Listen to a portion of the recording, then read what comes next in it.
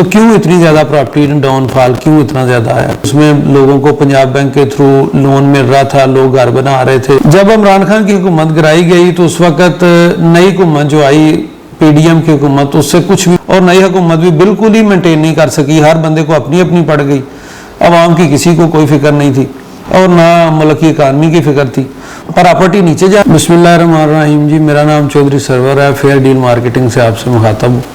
अच्छा, आजकल ना हमारे इनबॉक्स में बहुत ज़्यादा कमेंट्स आ रहे हैं, लोग बार बार पूछ रहे हैं कि सारी चीज़ें इतनी डाउन नहीं हुई जितनी प्रॉपर्टी डाउन हो गई है, तो क्यों इतनी ज़्यादा प्रॉपर्टी डाउनफॉल क्यों इतना ज़्यादा आया? इसके लिए थोड़ी सी हिस्ट्री में आपको लेके जाना पड़ेगा मुझे। आज से 2 साल पहले करीबन, जब इमरान खान की बहुत अच्छी हुकूमत जा रही थी और उसको गिराया गया हुकूमत को, उसके गिराने से पहले बहुत अच्छे कुछ काम कर रहे थे इंडस्ट्री के लिए।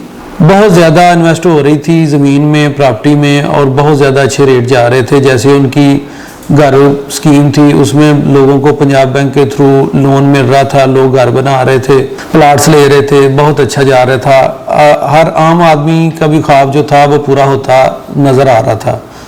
और उसके अलावा बहुत ज़्यादा इन्वेस्टमेंट लोगों ने की थी, उन्होंने बहुत ज़्यादा फ्री हैंड दिया था इन्वेस्टर्स को, और पाकिस्तान में पैसे भी आ रहे थे, इतनी ज़्यादा महंगाई भी नहीं थी, डॉलर भी कंट्रोल में था। जब इमरान खान की हुकूमत गिराई गई तो उस वक्त नई हुकूमत जो आई पीडीएम की हुकूमत, उससे कुछ भी मेंटेन नहीं हो सका। ना उनसे प्राइसेस कंट्रोल हुआ, ना उनसे डॉलर कंट्रोल हुआ, कुछ भी कंट्रोल हुआ। कर्जे भी उन्होंने ज़्यादा ले लिए और लेने के देने पड़ गए, और इस तरह ये यहाँ से प्रॉपर्टी का डाउन शुरू होता है। ऐसे कि अभी इस वक्त लोग कहते हैं जी, जो प्लाट 50 लाख का प्लाट हमने 2 साल पहले ख़रीदा था, इस वक्त उसको करोड़ रुपए का या 70 लाख का होना चाहिए था, उसकी हमें ऑफ़र आ रही है 30 लाख 35 लाख रुपए। तो बढ़ने की बजाय प्रॉपर्टी कम हो गई है, बाकी चीज़ें जो है ना वो महंगी हो गई। हुआ कुछ यूँ कि जो बड़े इन्वेस्टर थे, उन लोगों ने जब देखा कि डॉलर ऊपर जा रहा है, तो सब हमारा मुल्क है भेड़ चाल का सब हिस्सा है। इसमें ये होता है कि देखा देखी सारे एक तरफ भाग पड़ते हैं एक तरफ। जब डॉलर ऊपर जा रहा था, सब लोग डॉलर ख़रीदना शुरू हो गए, और जब महंगाई हो गई तो सबसे ज़्यादा इसमें जो इंडस्ट्री नीचे गई है ना, वो कंस्ट्रक्शन की गई है। बहुत ज़्यादा रेट्स हो गए, सीमेंट के, बर्जरी के, सरिये के बहुत ज़्यादा रेट हो गए।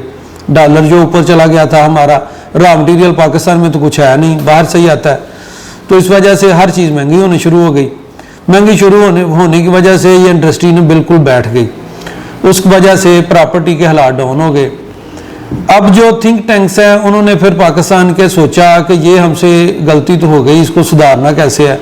फिर उन्होंने डॉलर की वैल्यू को ना कंट्रोल करना शुरू किया। आज आपके सामने है कि ये 270 से 80 के दरमियान डॉलर आ गया, और जो थिंक टैंक है उनका प्लान ये है कि 250 से 260 इसकी जो नेचुरल है ना इस वक्त कीमत, उस पर इसको लेके छोड़ा जाए। उसके बाद जो टाइम आएगा वो होगा, उसके बाद फिर कीमतें इंक्रीज होना शुरू होंगी। अभी जो टाइम है, अगर प्रॉपर्टी डाउन हुई है तो अभी गोल्डन चांस है, जिस बंदे के पास पैसे हैं वो बैंक में रखने की बजाय या वैसे खर्च करने की बजाय प्रॉपर्टी में लगा दे, तो अगले आने वाला सुनहरी दौर आने वाला है। फिर अभी इन लोगों ने इलेक्शन भी अनाउंस कर दिया। मगर ये रूमर पे प्रॉपर्टी जो है ना, रूमर पे बढ़ती भी है, रूमर पे डाउन भी जाती है। तो जब हुकूमत गिराई गई उस वक्त ये था कि पता नहीं अब क्या हो जाना है, और नई हुकूमत भी बिल्कुल ही मेंटेन नहीं कर सकी। हर बंदे को अपनी अपनी पड़ गई, आवाम की किसी को कोई फिक्र नहीं थी और ना मुल्क की इकानमी की फिक्र थी। प्रॉपर्टी नीचे जा शुरू हो गई और रोज़मर्रा की जो चीज़ें हैं वो ऊपर जाना शुरू हो गई।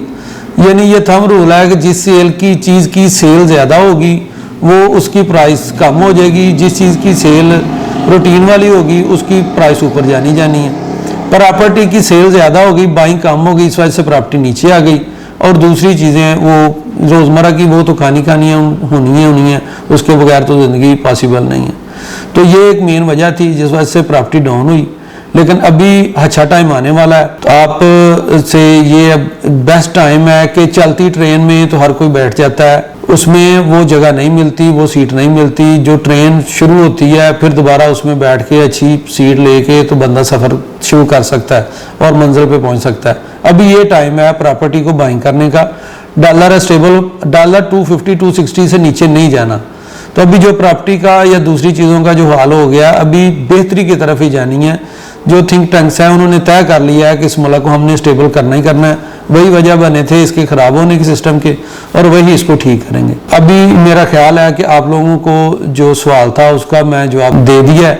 अगर कुछ चीज़ की नहीं मैं क्लियर कर सका तो उसके लिए आप दोबारा हमारे इनबॉक्स में कमेंट कर सकते हैं।